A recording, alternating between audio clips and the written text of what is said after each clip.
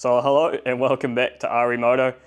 Sorry it's been a little bit long between videos, but as all projects do, they take a little bit longer than you expect. But today we're just going to go through a quick rundown of the components going back on the bike, some things that I've changed within my mind and decided to put on the bike. So without further ado, this is kind of the foundations of what I guess you could call a calf racer build. I don't like to put a bike into a category, but it's pretty much that foundation.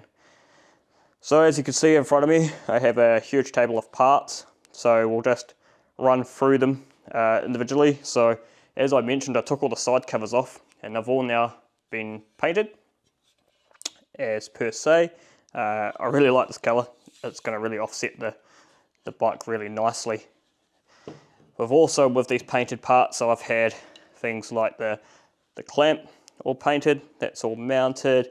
I've also done all the little parts that go on the bike, so the intake covers and the brake covers have all been painted, as long as all the other major engine components have been painted, as well as smaller components like the headlight ring.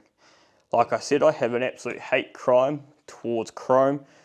Really don't like chrome at all. The less chrome, the better. Alright, so now you've seen these larger items, I'll take these off the table, clear it up, and we'll move on with the electrics, because that's kind of a little bit of an exciting part. So, bear with me, I'll just get rid of these. Right, so I didn't mention, but today is going to be an exciting video, because I am going to be revealing the new tank colour for the Interceptor. So stick to the end of the video, because at the end of the video I will be revealing the new tank colour, which will be on this bike. So electrics, what I've done is just super simple. I've gone to a Tech Bike part full light kit.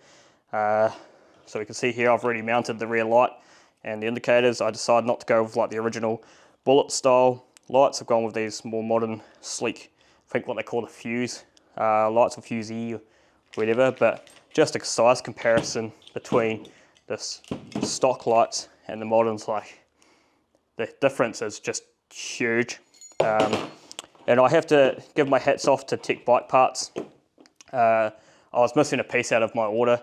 I contacted them, they put it right so quickly, just so fast. So I was wrapped with the customer service, can't complain. So that's kind of the tail lights, the indicators. It came with all the wiring loom needed to plug straight in. I also got the headlight bracket, so I won't be running a windscreen anymore. That was one item I want to get rid of anyway. And along with that, I don't see any point in putting indicators and LED indicators, LED tail lights without upgrading the headlight. So what I've gone with is this beautiful, steady, homage LED headlight. So this should be really nice. It's a really nice bit of kit. Looking forward to seeing how much light this puts out. If you're interested, I can chuck a video up between the stock headlight and this headlight. So really excited for the steady light. I run these on my Land Rover Defender and they are the best upgrade I've done.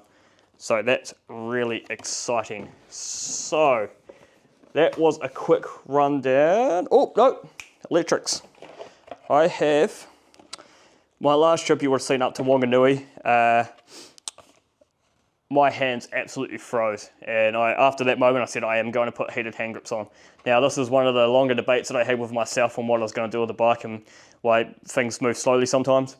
I wanted to go for a clean look on the bike. With most heated hand grips you have a control box that goes on the handlebar. I did not want that, so what I've done is I've gone with these Oxford Hot Grips Pro, the sports version. These are all integrated, so within itself they don't have a control box, it's all internal, and that's literally all they are. They're just hand grip with a wire with a button on the inside. So really looking forward to these, super excited about this, so can't wait for that. That pretty much wraps up all of the electrics. On top of that, while we're here, we might as well look at the mirrors. So I've also gone with Tech Bike part units. I've gone with nice bar end mirrors.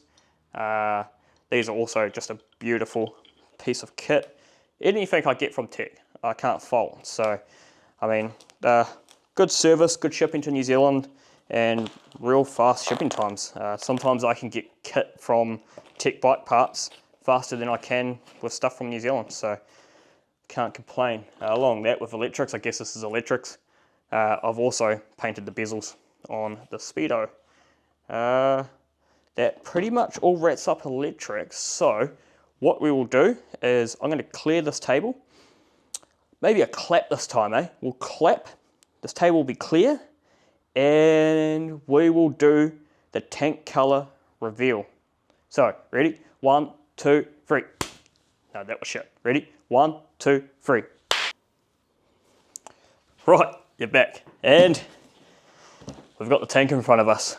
So, this is probably a little bit dusty. It's been sitting in the box for a while, but I'm most excited about this part. So, should we reveal the color? Anyone guess what it is? No, that's all right. So, this is the new tank color. Kick this box out of the way. There it is. So, I'm pretty happy with this color and how it turned out. I've gone with a kind of an inlay within the knee pad area, just to kind of break up the color. But I really wanted a nice deep dark tealy blue with a lot of grey in it. I love it. That's turned out absolutely magical. I need to dust it off a little bit, but the painter's done an absolutely amazing job.